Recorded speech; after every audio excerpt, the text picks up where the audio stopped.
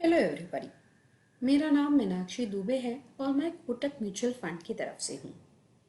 आज हमारे इस वीडियो मॉड्यूल सीरीज में मैं जिस मॉड्यूल को लेकर आई हूँ उसका नाम है द नेक्स्ट वेव। जैसे कि हम हर बार करते हैं, हमने इस मॉड्यूल को 3 हिस्सों में डिवाइड कर दिया है, part A, part B and part C में।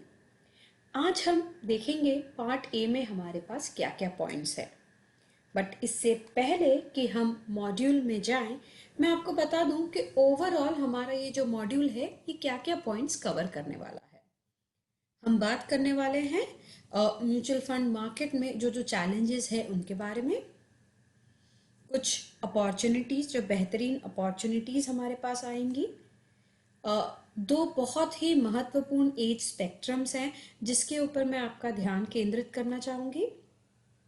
कंटिंजेंसी फंड क्या होता है, उसकी इम्पोर्टेंस क्या होती है, क्यों कंपार्टमेंटलाइजिंग ज़रूरी है हम सब के लिए, हमारे इन्वेस्टर्स के लिए, साथ ही इंडियन म्यूचुअल फंड्स की जो ग्रोथ स्टोरीज हैं और जो फैक्ट चेक है हम उसके बारे में बात करेंगे।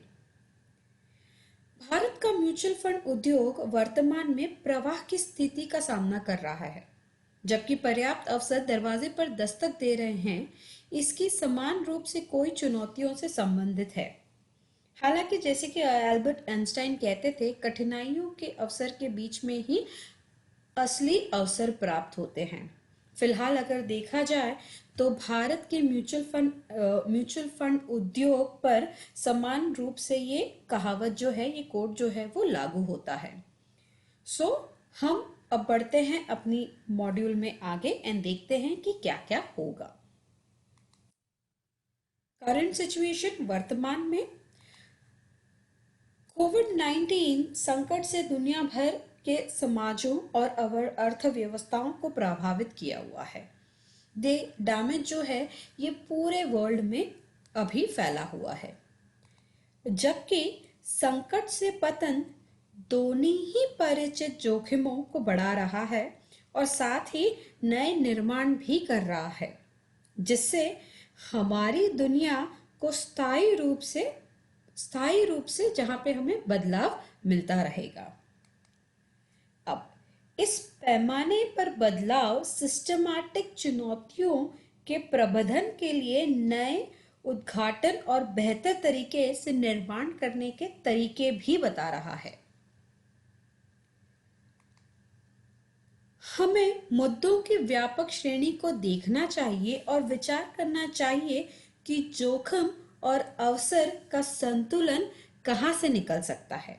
हमें देखना होगा कि कैसे हम एक बैलेंस इसमें बना पा रहे हैं।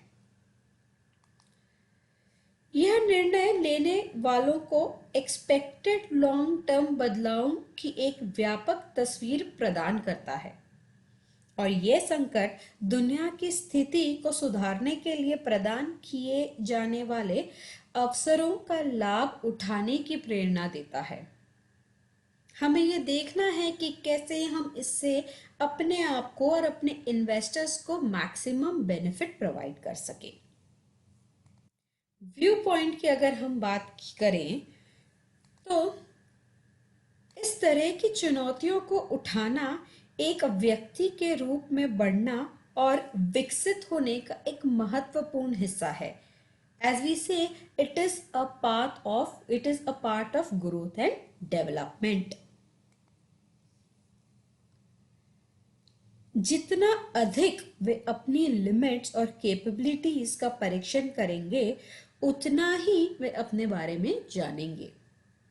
हालांकि हमारे लिए ये जानना महत्वपूर्ण है कि नई चुनौतियां हमारे लिए क्या अवसर लेकर आ रही है, या हमें ये समझना ज़रूरी है कि न्यू चैलेंजेस, नई चुनौतियां किस तरीके से हमारे लिए अपॉर्चुनिटीज़ या अवसर लेकर आ रही हैं। जब हम नई चुनौतियां लेते हैं तो हमें असफलता की पॉसिबिलिटीज़ का भी सामना करना पड़ता है। स्थिति में अवसर को देखने के बजाय अक्सर हम इस बात पे अपना ध्यान केंद्रित करते हैं कि क्या होगा अगर हम फेल हो गए तो। Am I correct? आगे बढ़ते हैं और देखते हैं अबाउट म्यूचुअल फंड इंडस्ट्री में क्या क्या चैलेंज हो सकते हैं। हम एक ऐसे मार्केट में हैं, इनफैक्ट एक ऐसे सैचुरेटेड मार्केट में हैं जहाँ पे कई चुनौतियों का सामना करना पड़ता है। बहुत सारे चैलेंजेस हैं।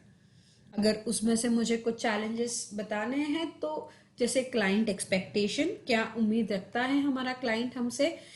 एक बहुत बड़ा चैलेंज है कि हमारा इन्वेस्टर या क्लाइंट में अवेयरनेस ही नहीं है म्यूचुअल फंड को लेकर।